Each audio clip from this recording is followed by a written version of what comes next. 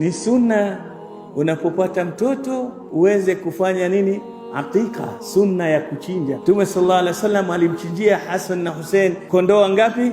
Wawili. Kasema kwamba mtoto wa kike mbuzi mmoja wa kondoo mmoja, wa kiume wangapi?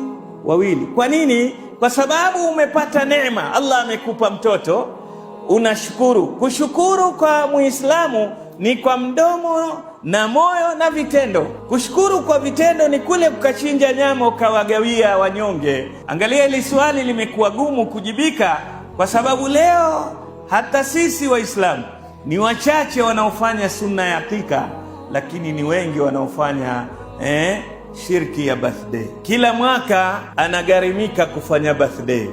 Ndani kuna miziki, ndani kuna michanganyiko waume na wake, wasichana na wavulana, ndani kuna maasi ya yale na yale.